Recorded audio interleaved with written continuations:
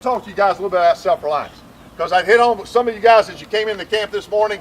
There's some things that always happens at these camps. We ask you guys about quick check-in form. As you come up here and have your form filled out completely. Now, some of you didn't have your form completely. Some of you came up there and have completely filled out, and you know who filled it out for you? Your mom. Your mom filled out. I had this happen in North Carolina not too long ago. Here's the conversation. What's your name, son? His name's Bill. Bill, what year are you in school? He's a sophomore. Will not talk? Can he not talk, Dad? I'm sitting there talking to your mom. I don't even know where you are. Why is that happening? Why is that going on? Now, I'm not picking, I don't remember who it was. Don't worry about it. It happens in every camp. And you wonder why they're not self-reliant. We've got some 16, 17-year-olds, I guarantee you, drove in today. They've walked down there, handed us a sheet, and they conduct themselves without mom and dad. Why, when your mom and dad show up, you stand in the background and let them do all the work? They're going to do it for you for some reason, because maybe they don't have confidence in you yet. But right now, this moment, you're going to start transforming into that person that's going to do it yourself. Self-reliance. Self-reliance. Do it yourself. Some of you sit there, y'all. Usually when I say that at the camp, I get that. I've heard that word. Why don't you Google it and find it out what it means? Just umbilical cord. You need to cut it. Moms, some of you guys have got an umbilical cord connected to your dad. Now, if you find that on the internet, you give me a call.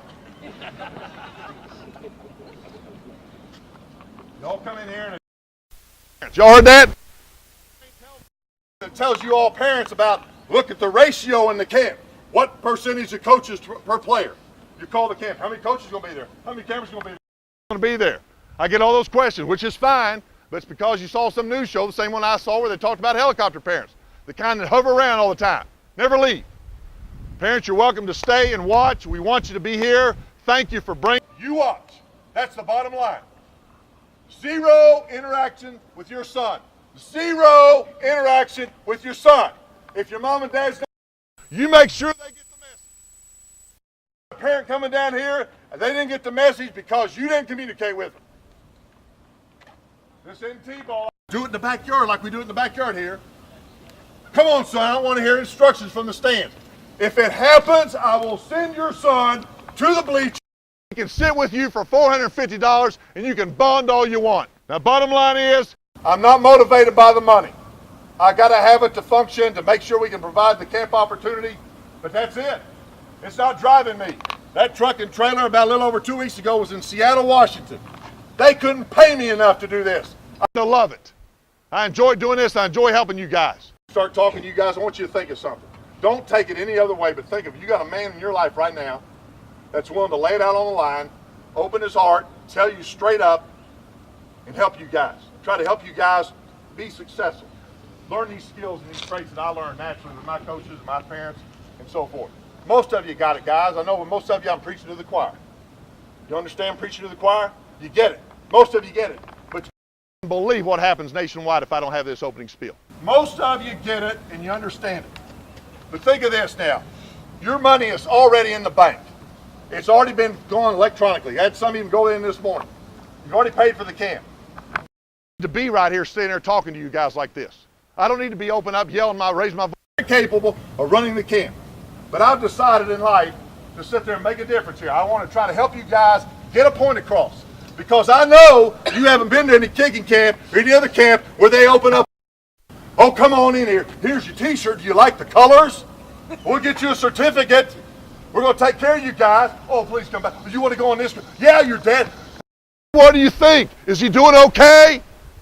They're worried about you. Come back if we do a good job. You'll come back if we do a good job. If we don't do a good job, you won't come back. Simple as that. That's why I get to the interaction part. I gave y'all a camp t-shirt today. Didn't even tell y'all I was going to give you a t-shirt, but everybody pretty expects it. Now, we handed you all a t-shirt. Now, I know some of you in that shirt. So I want you to have that shirt on when we get on that football field, everybody. Now, usually that's the time when I make that comment. Don't touch him now. Don't touch him. I didn't say put him on now. But usually when I make that comment, that's when the eye contact comes to mom. Because you handed the shirt to mom and said, Mom, here's the shirt, put it in the car. Or you gave it to dad. Some of you might have done that today.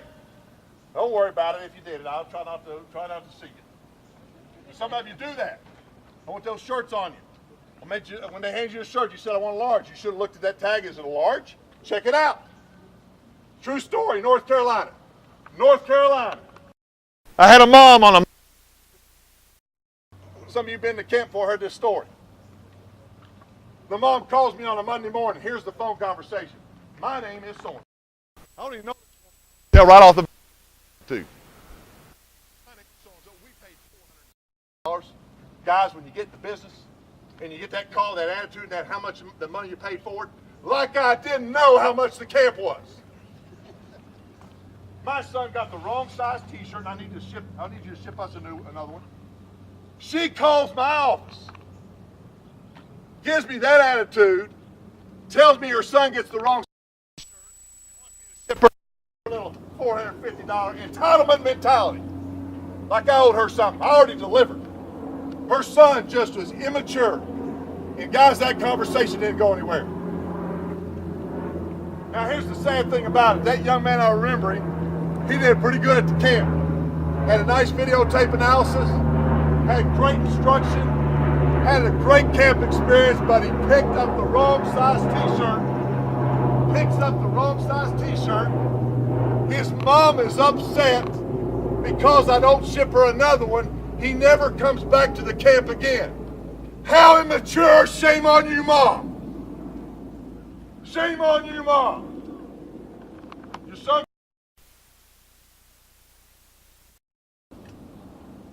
But you know what? I'll take that even a step further. My mom wouldn't have found out about it. I'd have cut the sleeves off, cut grass, or done something with it, instead of whining to Mom. But you know what the young man did? Guess what, guys? Guess what he did? He drove a car. He was old enough to drive. He's a 16, 17-year-old boy. And his mom calls me about a T-shirt. It reminds me of that word you all have today, called swag. This boy had all kinds of swag. He's got his mom called.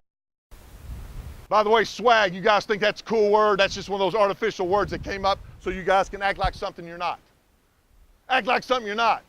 Oh, I'm like LeBron James. I'm like this. I'm like Peyton Manning. Why don't you study something like preparation instead of swag? We got players wanting to go to Oregon now because of their uniforms. That's all they want to go. What about the education? I don't know. I like your uniforms.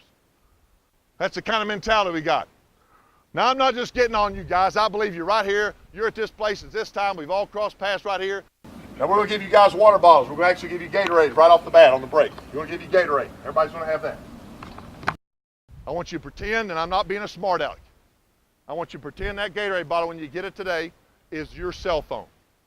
Because I know you won't lose your cell phone. And moms and dads, I'm going to give you all a little something to use next time.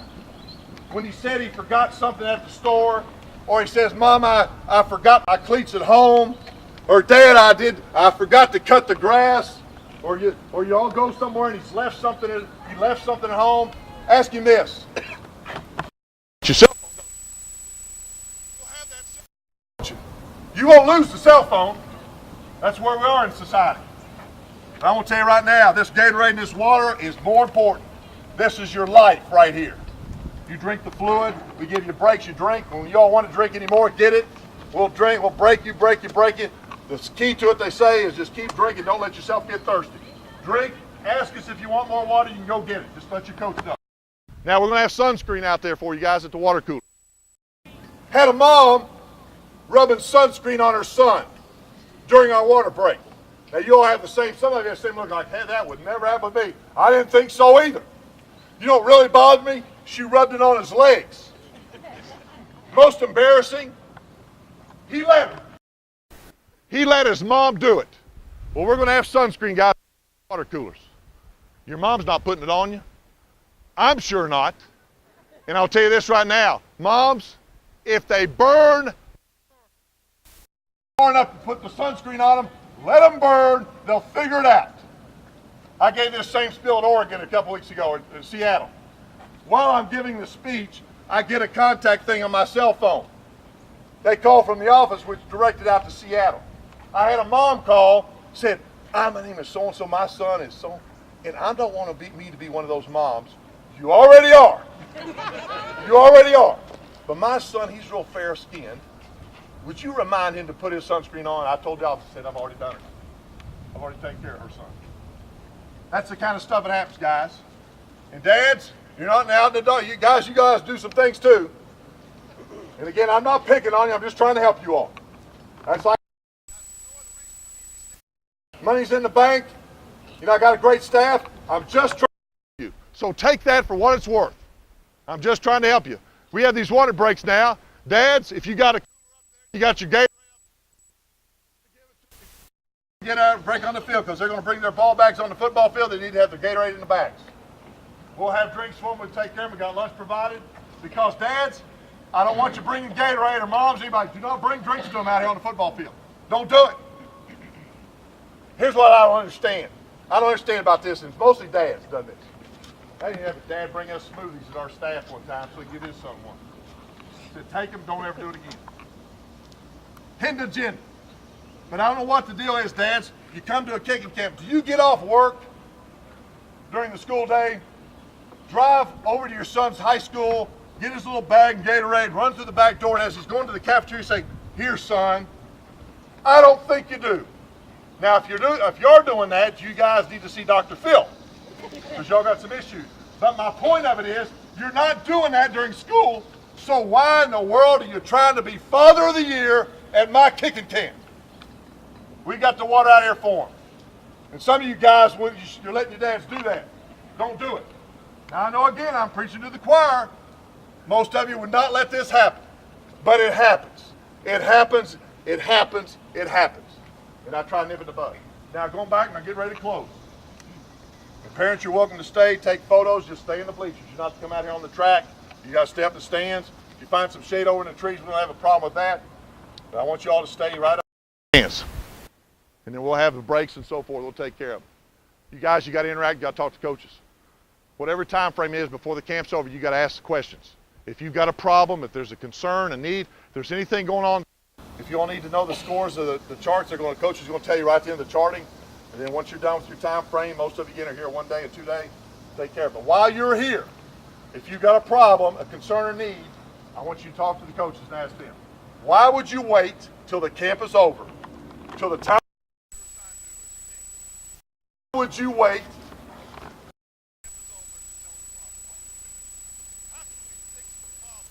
If you wait till it's over, and you know why you would do that? Because you are a whiner and a complainer. And there's the chances are there's somebody in your life that way.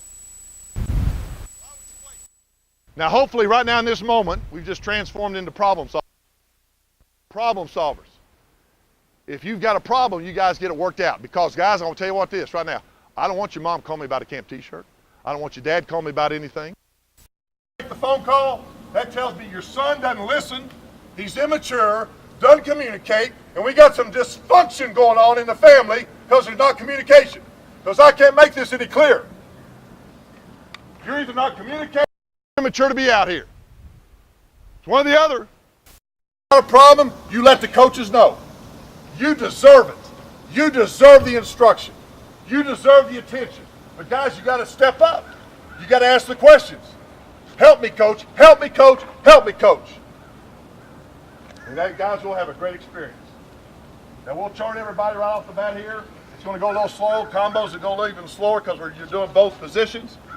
Parents, you're welcome. I know I'll sometimes have a dad up there with the clipboard and stopwatch. If I got any dads up there with the clipboards and stopwatch, feel free to chart and time all you want. Just keep that information to yourself. I don't want you to call my office and tell me about this.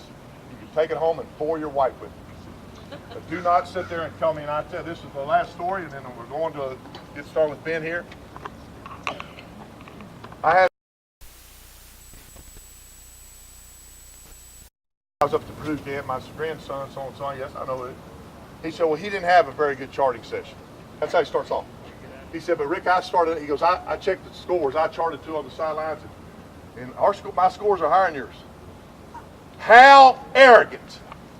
How arrogant. This man is a college professor. Of course, that might ring a bell that kind of made sense to me. He's a college professor. He calls my office, and I'm not bashing all college professors, but by God, this is one of them right here that just burnt me. And that conversation didn't go very well either. How arrogant for him to call me and tell me that. Not only setting it up, he tells me his grandson didn't score very well. He has no background. And I got all they're talented, and his scores are higher. Now here's a valuable parenting lesson for all of you. Whether you want it or not, listen to this, please. You will like it. It's a prime story. In 33 years, I've told you I've run kicking camps. I have never had a dad call me with this call. Rick, my name's so-and-so. I was just at the Lovett School camp there, and my son is so-and-so, and I just wanted to call you and tell you, Rick, I looked at those scores online, and you all scored my son really high. He's just not that good. I have never had a dad call me and tell me our scores are too high, his son is not that good. Isn't that kind of odd, guys? Isn't that kind of odd? So if you don't understand your scores, you guys talk to your coaches. You can explain it to your dad. Save the phone call. I do not want your mom and dad to call my office about a problem that should have been handled at the camp, because I'm giving you open access to get this fixed. Coach Fuller, anything else I need to cover? Fences, goalposts, those things. Do not touch the goalposts. You stay away from the fence. If balls goes over there, we're all in trouble because there's snakes over there in a river. Do not go over the fence. Do not jump the fence. Make sure we'll keep the drills this way of it. We don't want you jumping things just because we don't want to get hurt. Don't touch the goalposts because that sometimes messes the goalposts up. Again, I talked to you about the water, the break, the restrooms up at the top. We'll get you guys covered. I really appreciate everybody being here and being a part of this camp. I really do. I'm not coming out. I'm trying to help you just to help you, because when you leave this, guys, you leave this camp, you are back on your own, and you better step up. I don't care how young you are. I got some young guys in there, and you guys be big brothers to them. You got to speak up to your coach. You got to take initiative. You've already taken that step today, guys. You're here. Look at all the people in this area that could have come. Look who showed up today to play football, get better, develop their skills to be a better football player. You did. Get your things. Come on down the gate here.